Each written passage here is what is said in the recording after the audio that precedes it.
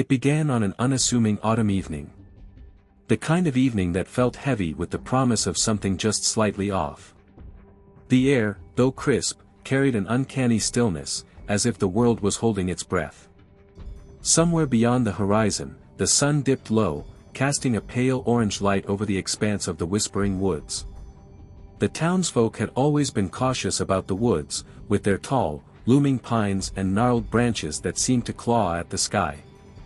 Legends whispered of voices calling from within, luring the foolish or the curious deep into its labyrinth. Some said it was cursed, others swore it was alive. Either way, it had claimed more than its share of wanderers who never returned. But 17-year-old Elena Hastings wasn't one to believe in old wives' tales. A skeptic by nature, she dismissed the stories as the overactive imagination of small-town folk. What she couldn't dismiss, however, was her little brother Toby's disappearance 2 nights prior. Toby, with his unruly mop of chestnut hair and insatiable sense of adventure, had wandered too close to the woods. He'd been playing a game of hide-and-seek with some neighborhood kids when they last saw him. Despite search parties and frantic calls, there'd been no sign of him. The only clue was a single, torn sneaker found just beyond the tree line. Elena stared at the edge of the forest now, clutching the flashlight she'd taken from her father's toolbox. The beam illuminated only the first few feet of trees before being swallowed by the oppressive darkness beyond. Her parents had pleaded with her to leave the search to the authorities, but she couldn't just sit and wait.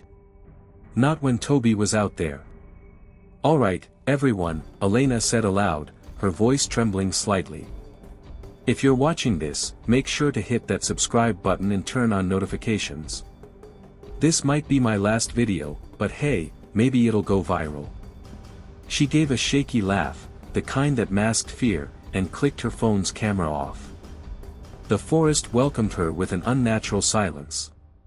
The crunch of leaves beneath her boots sounded deafening in the absence of chirping crickets or rustling wind. As she ventured deeper, the trees closed in, their twisted trunks and interwoven branches creating an almost claustrophobic effect. "Okay, Toby," she called out, her voice bouncing off the shadows.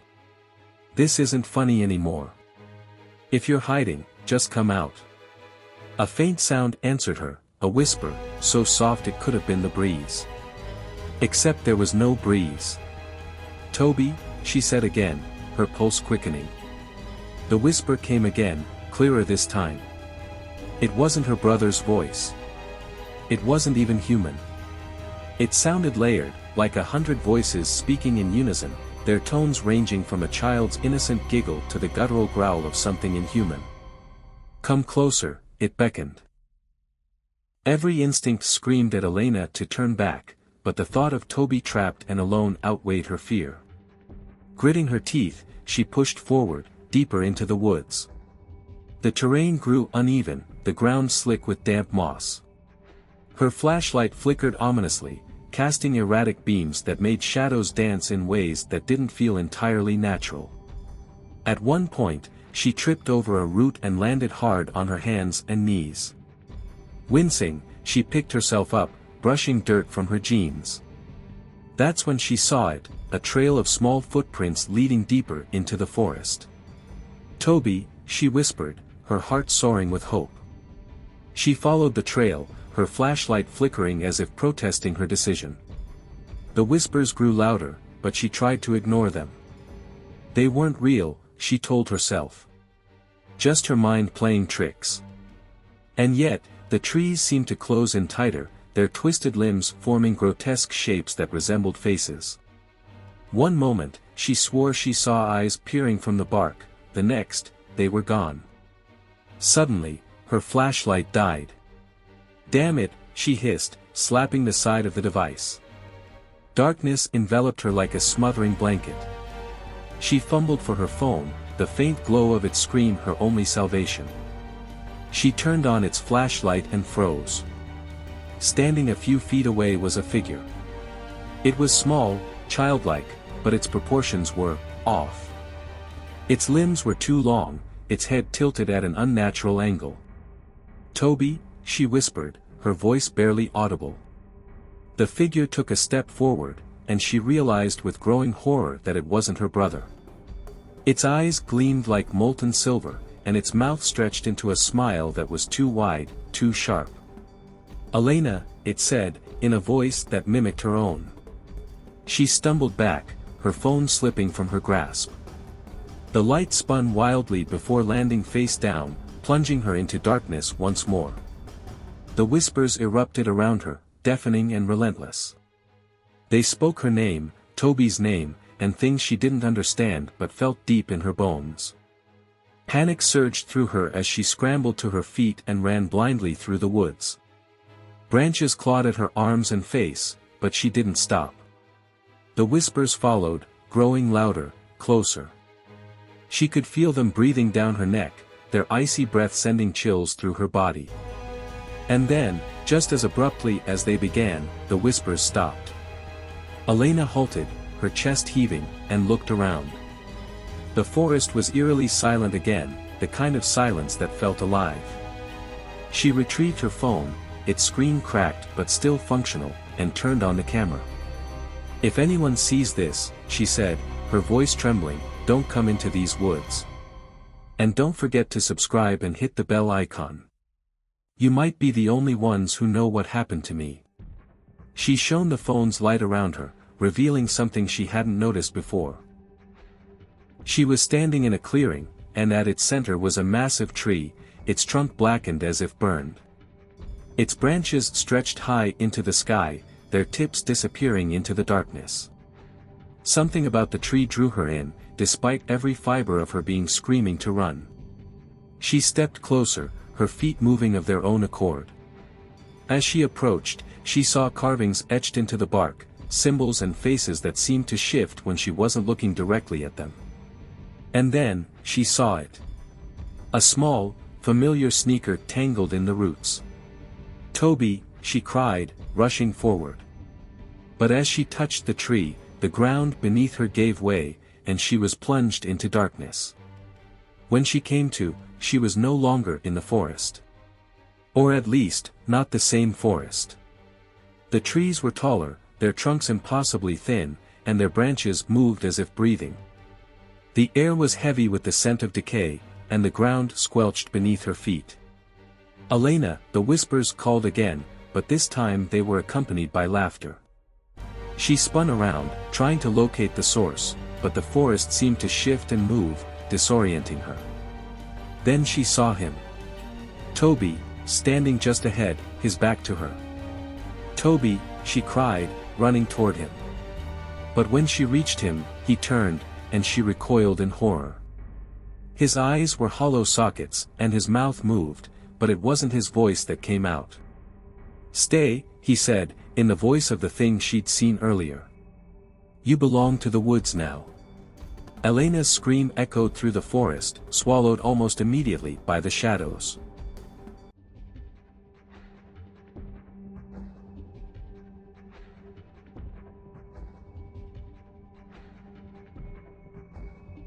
When Ethan Brooks heard the sound of breaking glass, it was 2:47 a.m., and he was alone in his dark, sparsely furnished apartment. His heart skipped a beat. His left hand instinctively moved towards his nightstand, reaching for his Glock. He wasn't sure what had woken him, the glass breaking or the eerie feeling that someone had been watching him even before that. Years of working with Interpol's covert operations team had taught him to trust his instincts, and tonight, his instincts were screaming. Slowly, he got out of bed, eyes adjusting to the shadows in his room, every nerve in his body alert. He moved cautiously, rolling his feet along the hardwood to avoid creaking sounds as he approached the source of the noise. Through the door crack, he could see the vague outline of his shattered kitchen window and hear the faint sounds of movement. Two figures dressed in black were in his living room. Their features were masked, but the way they moved spoke volumes. They were trained. Special ops level, maybe even elite mercenaries. The fact that they were here, in his apartment in Paris, meant one thing: someone wanted him dead. Ethan couldn't afford to hesitate. Without another thought, he raised his Glock and took aim. A single muffled shot cracked through the silence as he squeezed the trigger. One of the figures dropped to the floor. The second intruder turned, but Ethan's shot was faster, and the man crumpled before he could retaliate. He didn't waste time investigating who they were. Instead, he scanned the room for anything they might have planted, any device or evidence left behind. But as he swept his gaze across the room, a shimmer caught his eye. There, on his table, was a sleek black envelope with an embossed symbol, a circle bisected by a lightning bolt. The insignia of the Black Lotus, a notorious shadow organization that had operated in the criminal underworld for decades.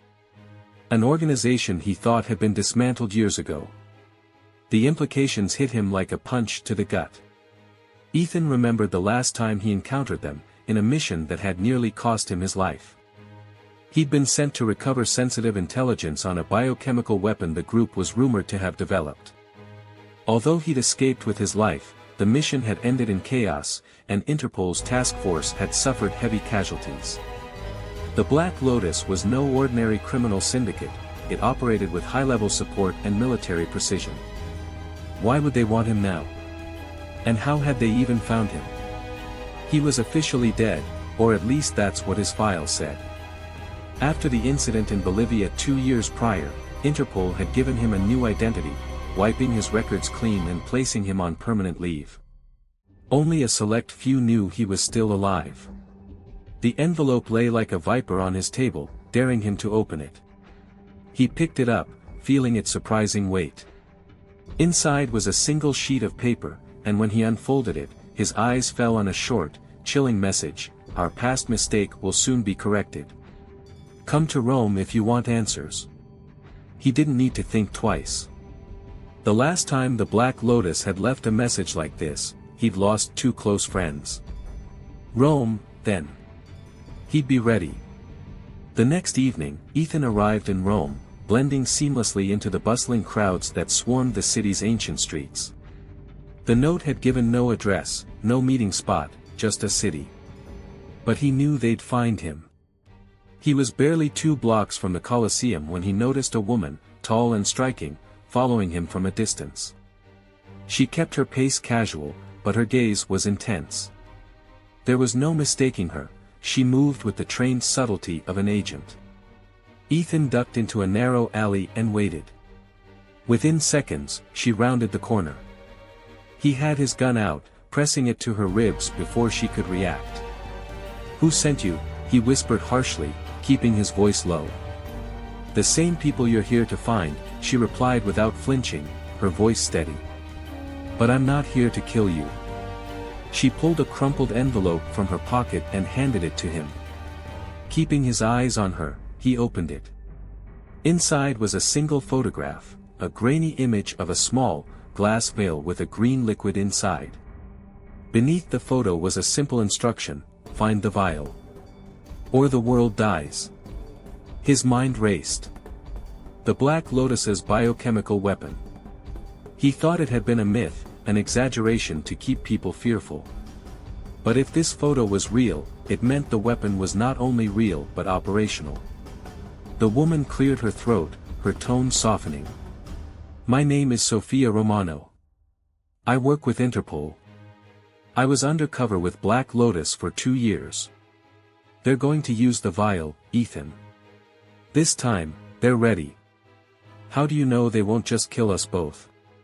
"They would have killed me if I hadn't escaped with this," she whispered, revealing a small data drive. "Everything I know is on here. They're going to release it in 3 days. We need to get this to Interpol, now." Ethan felt a chill sweep over him. "Where's the vial?" She hesitated. "Vienna. The headquarters of a pharmaceutical front company, BioCure. They plan to release it through their distribution network, infecting millions within days. Their mission was clear: intercept the weapon before the Black Lotus could unleash it." The next day, they were on a private flight to Vienna. Ethan tried not to let his thoughts drift to what would happen if they failed. The implications were terrifying. Sophia's intel indicated that the weaponized virus could trigger a mass pandemic with a nearly 100% fatality rate. If released, humanity itself would hang in the balance. As their plane landed in Vienna, the sense of urgency became overwhelming. They had a narrow window of opportunity, and BioCure's headquarters was as fortified as a military base. They rented a car and drove in silence, each lost in thoughts about what lay ahead. The plan was deceptively simple. They would infiltrate the BioCure building under the guise of employees and locate the vial. That night, dressed in the stolen uniforms of BioCure lab technicians, they slipped into the building. Every step through the sterile corridors made Ethan's heart pound faster. The facility was eerily quiet, with surveillance cameras rotating mechanically above them, reminding them they were on borrowed time. Finally, they reached the lab. Through the glass walls, they saw it, the vial, resting inside a containment unit. They were close, but before Ethan could reach the containment unit, a voice echoed over the intercom. "Well done, Ethan. I see your instincts haven't dulled." The voice was smooth and chillingly familiar, Lucian Keller, head of the Black Lotus. "But did you really think I'd leave my prize unguarded?" As the last word left his lips, the room flooded with armed guards. Ethan and Sophia pressed their backs against each other, outnumbered but resolute. "Any last words?" Keller taunted over the intercom, clearly savoring his supposed victory. But Ethan had one last trick. He pulled a small, cylindrical device from his pocket and threw it toward the guards. A bright flash and a deafening bang disoriented them, buying him and Sophia the few seconds they needed. They leapt toward the vial, securing it and racing toward the exit as alarms blared throughout the facility. But their escape wouldn't be that easy. Keller's men pursued them relentlessly through the corridors, gunfire echoing through the building. They fought back, but ammunition was running low, and they could hear footsteps closing in. Outside, they sprinted for the car, every step feeling heavier as Keller's men gained ground. Finally, they reached the vehicle and sped away, Keller's guards close behind in pursuit. With the BioCure vial secured, they hurtled toward the airport. Just when they thought they might have escaped, one of Keller's SUVs rammed their car. Ethan struggled to keep control, veering toward the airport entrance. Sophia clutched the vial tightly, her knuckles white. Then, in a final desperate move, they managed to shake the last SUV just as they reached the terminal. They boarded a departing plane, the vial safely tucked away. Only once they were airborne did the magnitude of what they had achieved settle in. They had saved millions, and although the threat of the Black Lotus still loomed, they had dealt them a significant blow. As the sun rose, Ethan leaned back, allowing himself a rare moment of relief.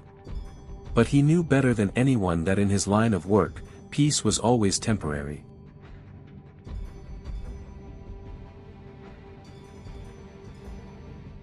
The night began like any other for Mark Phelps, head of security at the Ravenswood Asylum. Perched on the hill, towering over the sleepy town below, the asylum had a grim reputation. Tales of inhumane treatment and experiments were whispered among locals, but no one dared investigate. The institution had been shut down a decade ago, and the patients relocated, but the asylum was still owned by some obscure medical corporation that insisted on keeping a skeleton staff and tight security around the building. Mark knew very little about the details and didn't ask questions. He needed the paycheck, and the less he knew, the better he slept. Tonight, though, something felt different. The air was colder than usual, crisp and biting, cutting through his thick jacket as he walked through the dim hallways with his flashlight. Every creak of the floors, every groan of the old pipes seemed to echo twice as loud. He glanced at his watch, 2:03 a.m. Only 4 hours until his shift was over. But time seemed to drag in this place, stretching like the long, dark corridors lined with rooms he'd never dared explore alone. Mark's footsteps echoed as he made his way to the main security room, located deep within the asylum's heart. Screens lined the wall, each showing a different section of the asylum in black and white night vision. Mark noted the static on a few screens. As usual, aging wiring and minimal maintenance meant parts of the asylum were dead zones.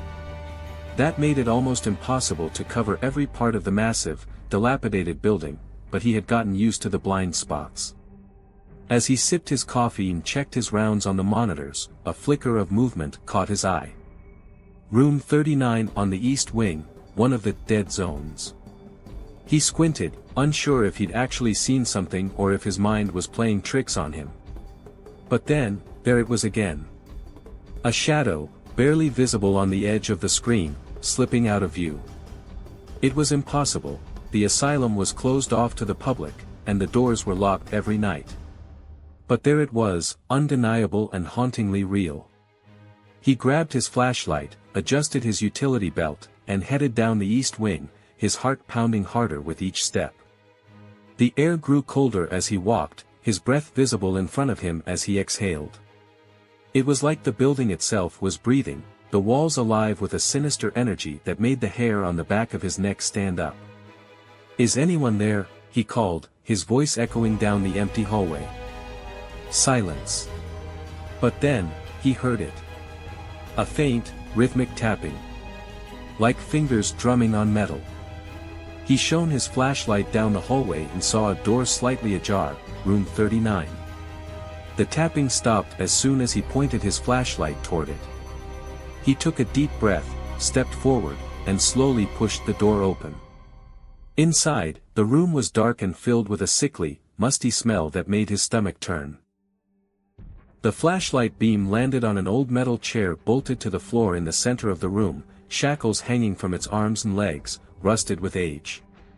On the far wall, strange symbols were scratched into the peeling paint, forming some kind of ritualistic pattern. But what made his blood run cold was the figure sitting in the chair.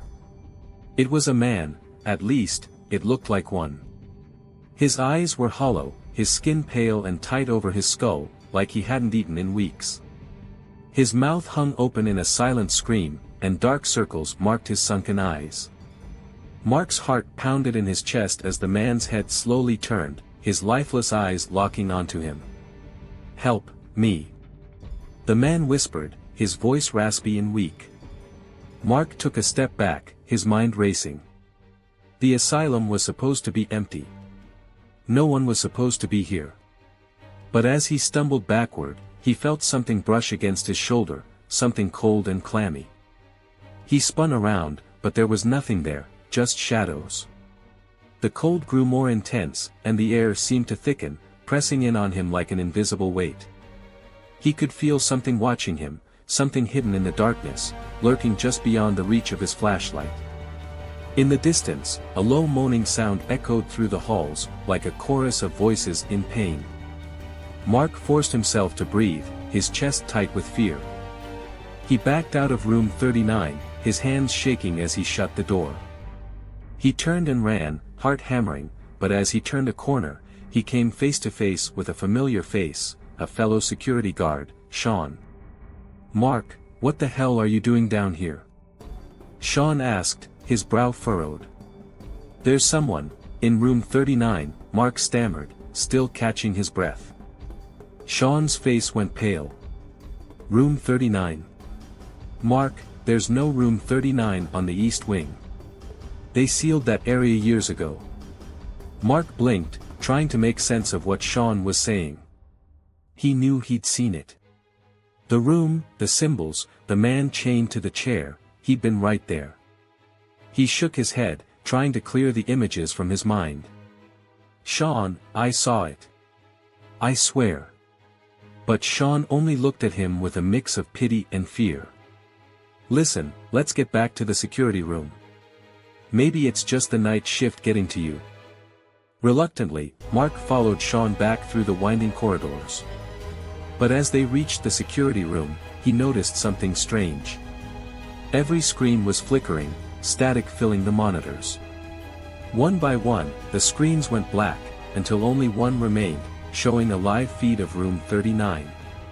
In the center of the room, where Mark had just seen the man, now stood a tall figure cloaked in shadow. Its head tilted to one side as if listening, aware of being watched. It raised one skeletal finger and pointed directly at the camera. Directly at Mark. That's not possible," Sean whispered, frozen in fear beside him. The figure on the screen took a step closer to the camera, and then another. It kept moving forward, as if approaching the very edge of the screen, until all that filled the monitor was darkness. The lights flickered in the security room, and the temperature dropped even further. Both men were rooted to the spot, terror paralyzing them. Then, a faint scratching sound started from behind them, soft and methodical, growing louder, scraping against the metal door. "Do you hear that?" Mark whispered, his voice barely audible. Sean nodded, his eyes wide with fear. The door began to shake, as if something on the other side was trying to get in. Mark reached for his radio, desperate for help, but all he heard was static. The scratching became more frantic, more desperate, and then, with a loud crash, the door flew open. The figure stood in the doorway, its face a hollow void, eyes like black pits, empty yet somehow alive with malice. It glided forward, unaffected by gravity, closing in on them as they backed away. The lights flickered violently, casting wild shadows across the walls. Mark raised his flashlight, but the beam barely illuminated its face, a skeletal grin, teeth yellowed and sharp, eyes empty yet somehow watching him. It reached out a bony hand, its fingers curling like claws, and Mark felt an icy grip close around his throat. He gasped, struggling, but his voice failed him. Darkness swam at the edge of his vision as he fought for air. Sean screamed, but the sound was swallowed by the thick, oppressive silence that filled the room. In a final, desperate attempt, Mark reached for the emergency alarm button on his belt and pressed it. A loud, blaring siren filled the asylum, echoing down the empty corridors. But the figure didn't flinch, it only tightened its grip, pulling him closer, its face mere inches from his. "Mark." It whispered, its voice like nails scraping across metal. And then, everything went black. The town of Hollow's End had always been shrouded in mystery. Settled at the edge of a dense forest and bordered by the mist-laden Greywater Lake, Hollow's End was one of those forgotten places, a town of cracked cobblestone roads and crumbling buildings. The residents were few, all hiding behind locked doors and drawn curtains, as if the forest itself harbored secrets too dark to confront. But tonight, Hollow's End felt even more still, as though something primal lay waiting. As rain began to pour down in thick sheets, drenching the town, a group of 5 people huddled near the old, decaying church at the center of Hollow's End. This wasn't any ordinary group.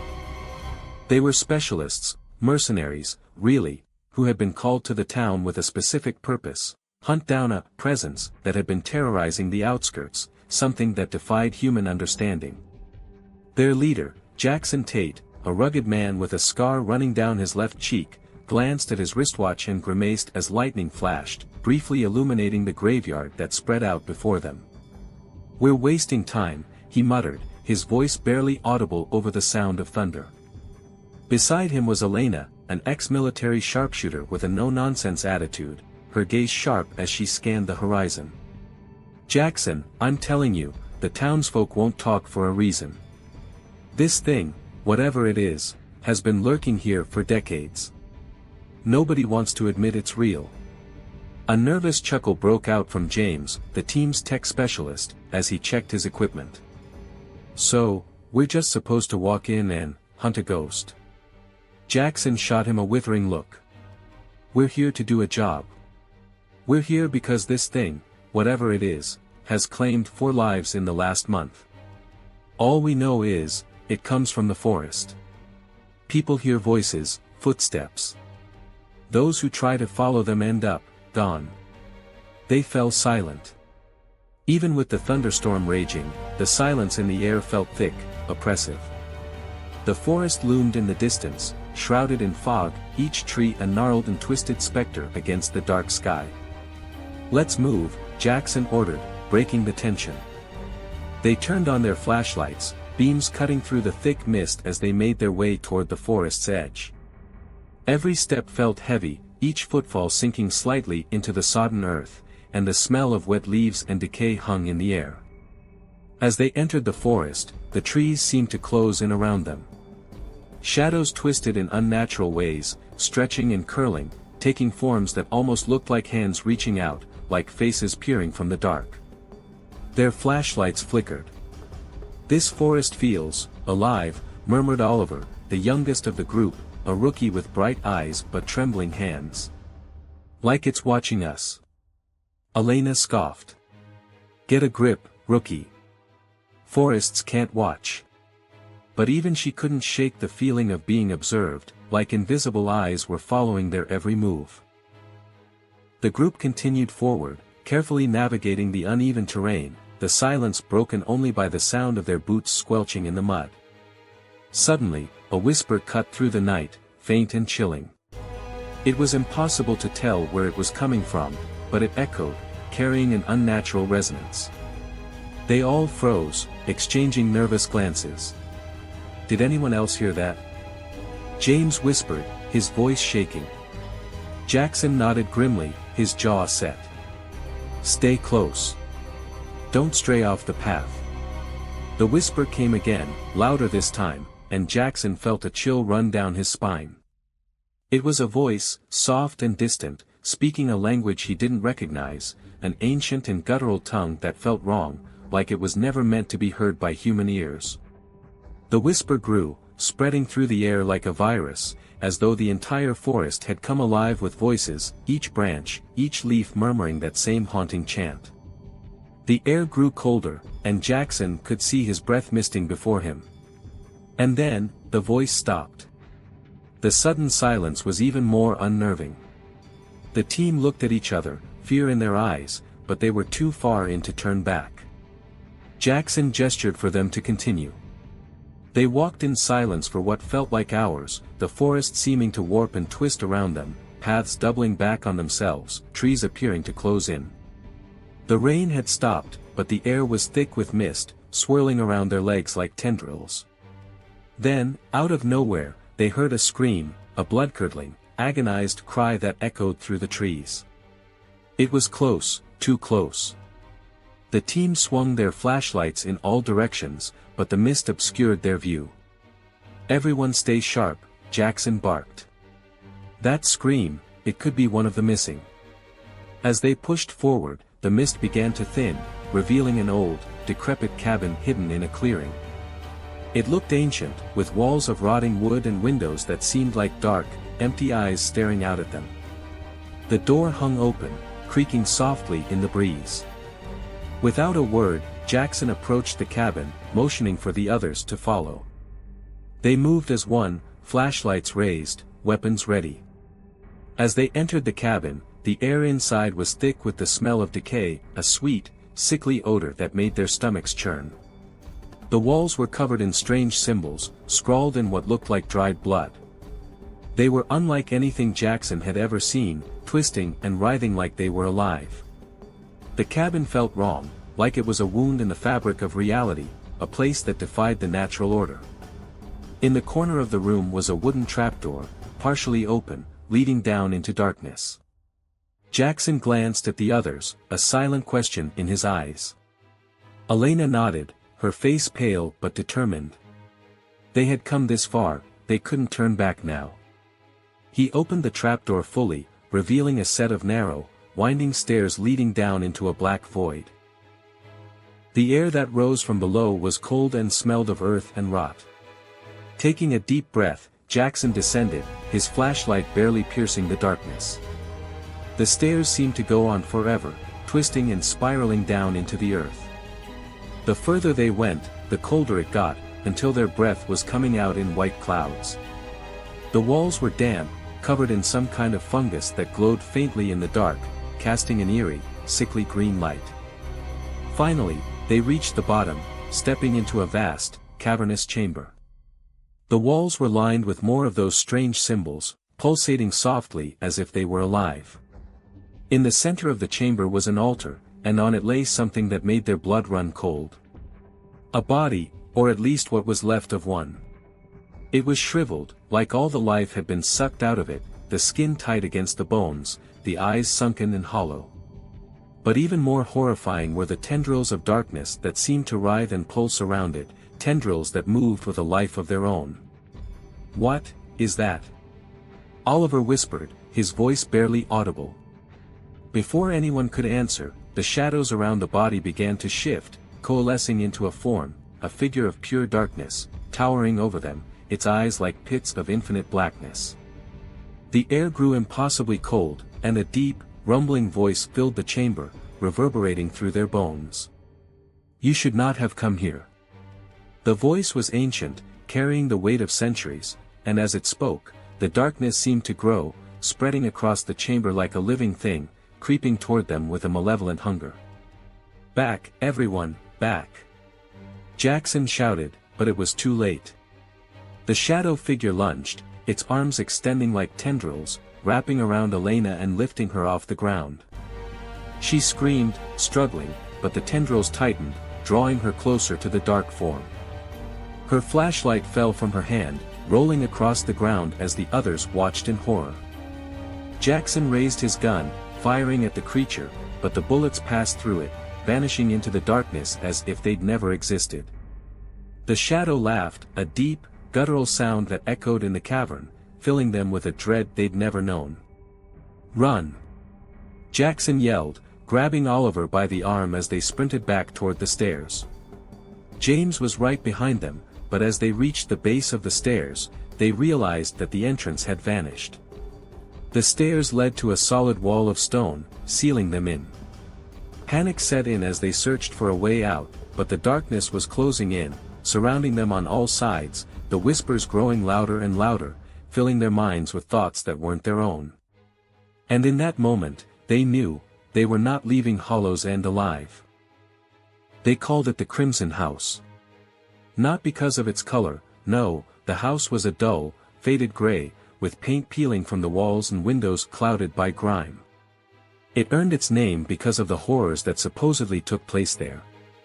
Over a century ago, Dr. Cornelius Whitaker, a reclusive and enigmatic doctor, had lived there, conducting experiments on his patients. The townsfolk said they could still hear their cries of anguish on windless nights, like echoes trapped within the walls. For years, no one dared approach the place. It was left to rot at the edge of town, overgrown by weeds and hidden by thick, thorny bushes. But legends persisted, and people were drawn to the mystery. Some braver souls ventured to the house, hoping to disprove the stories or to catch a glimpse of something otherworldly. None of them ever spoke of what they found, if they ever found anything at all. And over time, the house was largely forgotten. But for Emily and her friends, it wasn't forgotten at all. They had grown up hearing the stories of the Crimson House, sharing ghost tales around campfires, daring each other to walk to its gates. Now, as college students back home for the summer, they wanted one last thrill before they parted ways again. Emily's friend, Jake, suggested they go to the house at midnight, just to see if the legends were true. "You all are chicken if you don't go," he taunted, smirking at them as they stood in a field outside the town. They had gathered there just as the sun began to set, the horizon turning blood red. The Crimson House loomed in the distance, a silent silhouette against the darkening sky. "I'm in," Emily replied, feeling a mix of fear and excitement. She had always been the skeptical one, the voice of reason in their group. But something about the house called to her, a chance to face her childhood fears head-on, maybe prove to herself that she could conquer anything. The others hesitated, exchanging nervous glances, but eventually, they all agreed. There were 6 of them: Emily, Jake, Sophie, Matt, Claire, and Brian. Armed with flashlights, they made their way through the overgrown field, pushing aside branches and wading through knee-high grass, until they reached the rusty iron gate that marked the entrance to the Crimson House. As they stepped through the gate, a chill swept over them, colder than the night air. The house loomed above them, its windows dark and foreboding, like empty eye sockets. The front door was slightly ajar, creaking softly in the breeze. "Last chance to turn back," Matt joked, though his voice trembled. "Too late for that," Jake replied, grinning as he pushed open the door, which swung inward with a loud groan. The air inside was thick and stale, carrying the faint scent of mildew and something else, something metallic. They shone their flashlights around, revealing a grand foyer filled with dust and cobwebs. A large staircase spiraled up to the second floor, its banister coated with grime. "Let's split up," Jake said, clearly trying to sound brave. "Cover more ground." "Are you out of your mind?"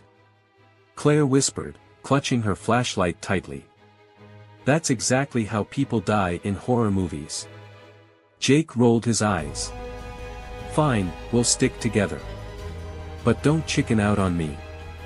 They moved deeper into the house, their footsteps echoing on the creaky wooden floor. Every shadow seemed to shift, every creak of the old house sounded like a distant whisper. The walls were lined with faded portraits of grim-faced people, their eyes seeming to follow them as they moved. Emily felt a shiver run down her spine as they passed a particularly large portrait of a man with piercing eyes and a thin, cruel mouth. She recognized him from the legends, Dr. Cornelius Whitaker. The further they went, the colder it got. They reached the living room, a vast, cavernous space filled with old furniture covered in dusty sheets. A grand piano stood in the corner, its keys yellowed with age. As they passed, Emily swore she heard a faint note, like someone had brushed against the keys, but no one else seemed to notice. They explored in silence, their flashlights sweeping over forgotten furniture and decaying wallpaper. Just as they reached the dining room, Sophie stopped suddenly, shining her flashlight on the wall. Her eyes widened. "What is that?" she whispered. The others turned to look. There, scrawled across the walls in a dark, reddish-brown stain, were words, dozens of them, sentences that overlapped and twisted around each other, like a madman's ravings. "I can hear them. They won't stop. The voices won't stop. Is that blood?"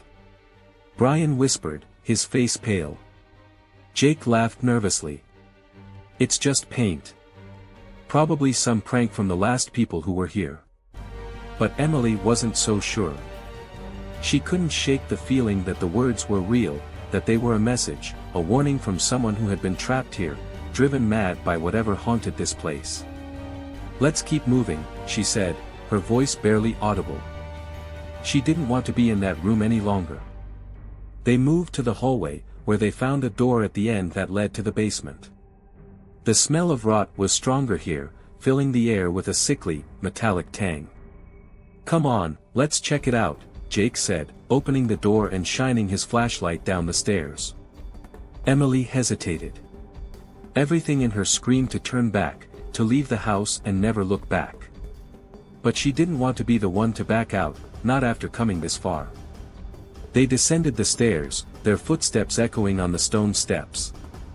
The basement was pitch black, their flashlights barely illuminating the room. There were strange, rusted metal tables in the center of the room, each one covered in dark stains. Chains hung from the walls, clinking softly as if moved by an invisible breeze. This doesn't feel right," Sophie whispered, her voice trembling. And then they heard it, a soft, scratching sound, like nails scraping against stone. It was coming from the far corner of the basement, where the shadows were thickest. "Who's there?" Jake called, his voice wavering. He took a step forward, raising his flashlight. The beam landed on a figure crouched in the corner, its back to them. It was thin and hunched, with skin stretched tight over its bones. The figure rocked back and forth, muttering to itself in a low, frantic voice. "Hey!" Jake shouted, his voice louder this time. The figure stopped, its head turning slowly to face them. Emily felt her blood turn to ice as she saw its face, a gaunt, hollow-eyed skull with skin that looked like it had been stretched over it. The eyes were black pits, staring straight at her, and its mouth opened in a silent scream, revealing rows of jagged, broken teeth. The figure lunged forward, moving with unnatural speed, its bony hands reaching out. The group scattered, stumbling backward as the figure let out a guttural, otherworldly scream that echoed through the basement, filling their minds with a terror unlike anything they had ever felt. "Run!" Emily screamed, grabbing Sophie's arm and pulling her toward the stairs. They stumbled up the steps, their hearts pounding as the sound of that horrifying scream chased them up. Behind them, They could hear the heavy, labored breaths of the figure, its footsteps close, so close. They burst into the hallway, slamming the door shut behind them, but the screaming didn't stop. It reverberated through the house, filling every room, every hallway, as though the walls themselves were screaming with it. "We need to get out of here," Matt shouted, panic etched into his face. They ran toward the front door, but as they reached it, the door slammed shut, the locks clicking into place with a force that shook the walls. The windows darkened, as if an unseen hand had covered them, blocking out the faint light of the moon. The house was alive. Desperate, they ran through the rooms, searching for any exit, but every door they tried was locked, every window unbreakable. The figure's screams echoed through the house, growing louder, more desperate, and they could hear it moving through the rooms, searching for them, hunting them. In the chaos, they became separated. Emily found herself alone, her flashlight flickering as she stumbled through the dark, her breath coming in short, panicked gasps. She could feel the house closing in on her, its walls pulsing with a dark, malevolent energy. Then, just as she thought she couldn't take it anymore, she heard a voice, soft and gentle, cutting through the darkness. "Emily." She froze, her heart pounding. It was her mother's voice. But that was impossible, her mother had died years ago. "Emily. Come to me." The voice was calling from upstairs, echoing down the dark corridor. Emily's legs moved on their own, as if compelled by some unseen force, drawing her up the stairs toward the voice. She walked in a trance, her flashlight flickering as she moved through the darkened halls, the walls seeming to close in around her.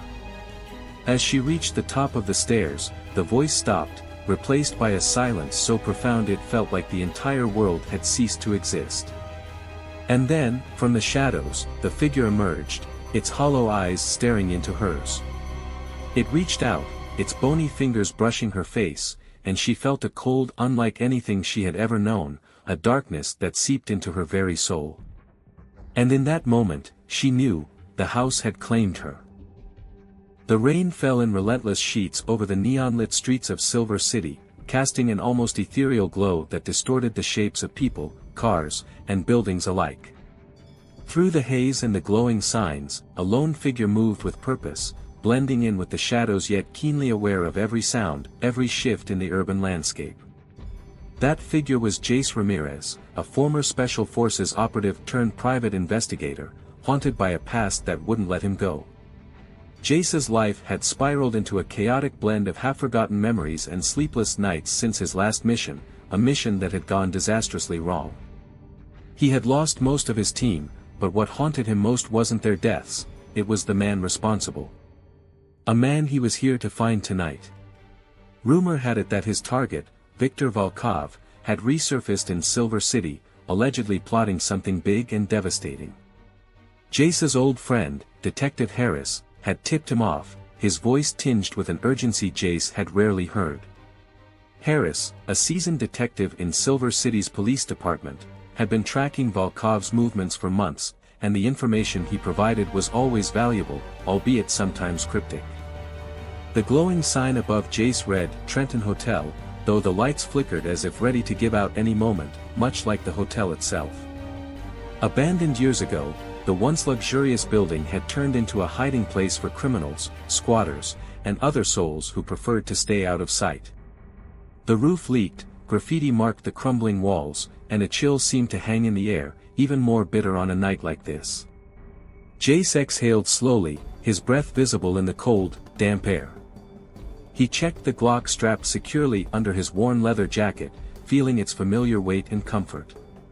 While many things in his life were unpredictable, this gun was a constant, a tool, a weapon, and sometimes, a lifeline.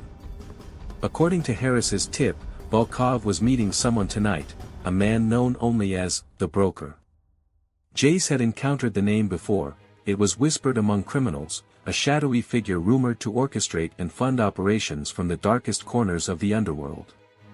Anyone who had a score to settle or a need for cash would turn to the Broker, provided they had the connections and the nerve. Jace crouched in the shadows across the street, waiting, watching. Every few minutes, he could see movement through the hotel's broken windows. Then, at exactly 11 o'clock, a sleek black sedan pulled up to the curb, its tinted windows offering no glimpse of the occupant inside. The door opened, and a man stepped out, his face concealed beneath a dark hat and coat. Jace knew it had to be Volkov. Silently, he crossed the rain-soaked street, careful to stay hidden. He entered the hotel through a side entrance, slipping into the darkness and closing the door behind him. The interior was even worse than he'd imagined, walls covered in peeling wallpaper, floors littered with broken glass and trash. It smelled like mold and something else he couldn't quite place. But Jace wasn't here for ambience. The faint hum of voices floated from deeper within the hotel. Jace's pulse quickened. He recognized Volkov's voice, a deep, accented murmur tinged with impatience, and the broker's calm, icy tone that could chill even the bravest of souls. They were talking business, something about final preparations and ensuring Ramirez doesn't leave here alive. The broker's voice was almost mechanical, like a surgeon explaining a delicate procedure. There was no anger, no emotion, just a detached calculation that unnerved Jace more than Volkov's open hostility. "You'll receive the final payment once the job is done," the broker was saying, his tone as smooth as silk. "But if he interferes, end him. I don't care how." Volkov's laughter echoed down the hallway. "Trust me, he won't make it out. Ramirez is already a dead man." Jace's hands tightened into fists. He had known that tonight was a trap, yet he couldn't resist the chance to face Volkov. There was no turning back now. He pressed forward, sticking to the shadows, but his silent approach was abruptly interrupted. A heavy hand suddenly clamped down on his shoulder, shoving him hard against the wall. He didn't have time to react as a burly figure loomed over him, a bodyguard, judging by his size and the determined scowl on his face. Jace twisted, breaking free with practiced precision and driving his elbow into the man's gut. The bodyguard grunted, staggering back, but Jace was already a step ahead. He brought his knee up sharply, hitting the man in the stomach before landing a swift, powerful strike to his jaw. The guard dropped to the floor, unconscious. But the noise had given him away. The murmur of voices stopped. A silence stretched, heavy and expectant, until Volkov's voice rang out. "Ramirez." Volkov called, his voice laced with mockery and a touch of anger. "Did you really think you could sneak up on me?" A shot rang out, the bullet narrowly missing Jace's head. He ducked and rolled, firing back instinctively, though he knew he was outmatched.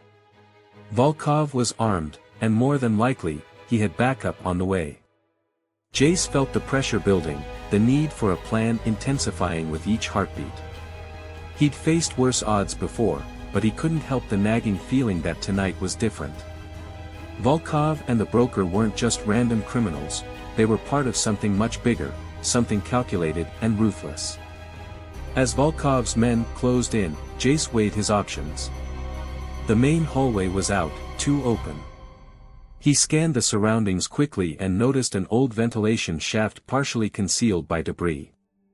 It was risky, but it could give him an edge. He darted toward the shaft, pulling himself inside just as bullets peppered the wall behind him.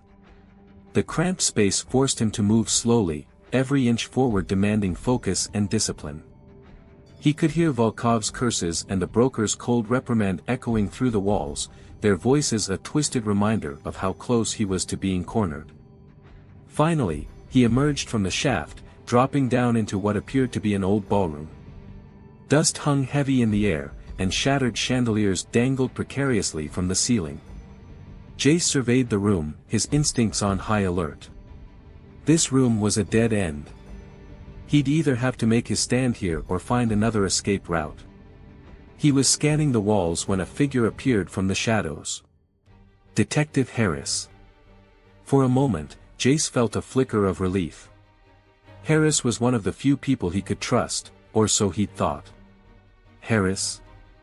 Jace asked, lowering his gun slightly, though his gaze remained wary. "What are you doing here?" Harris looked worn and anxious, a stark contrast to his usual calm demeanor. "I tried to warn you, Jace," he said, his voice thick with regret. "Volkov, he has my family. I didn't have a choice." Jace's pulse quickened, anger mixing with disbelief. "So you led me here? You betrayed me." Harris flinched, but he didn't deny it. "I had no other option, Jace. They said they'd kill my wife, my daughter. I had to play along." Jace's mind raced, but he forced himself to stay calm. Harris might have betrayed him, but he was still in danger. If Volkov was willing to threaten an innocent family, there was no limit to his ruthlessness. Before he could respond, heavy footsteps echoed from the hallway. Volkov's men were closing in fast, and Jace knew they had only seconds before the entire room was swarming with armed thugs. "Listen," Jace said, his voice low and intense, "we don't have time for apologies. If we're going to make it out of here, we need to work together." Harris nodded, and they both turned toward the old staircase that led to the roof. It was a long shot, but with Volkov's men approaching, it was the only option left. They sprinted up the staircase, their footsteps echoing against the crumbling walls. Behind them, Volkov's voice rang out, taunting them. "Ramirez! You can't run forever. This is your end." Jace didn't respond, focusing instead on reaching the rooftop. As they burst through the final door, they found themselves standing on the edge of the building, the city stretching out before them, its lights dim beneath the stormy sky. A helicopter hovered overhead, its spotlight cutting through the rain and illuminating the rooftop. Police sirens wailed in the distance, but Jace knew they wouldn't arrive in time. Volkov appeared in the doorway, his gun trained on Jace, a cold smile twisting his lips. "This is where it ends, Ramirez. You should have stayed dead the first time." Jace felt Harris tense beside him, but he held his ground, staring Volkov down. "You've taken a lot from me, Volkov. But you won't walk away from this." Volkov's smile widened. Bold words from a man who's about to die. But before he could pull the trigger, the sound of a gunshot filled the air. Harris staggered, clutching his chest as he fell to the ground, his eyes wide with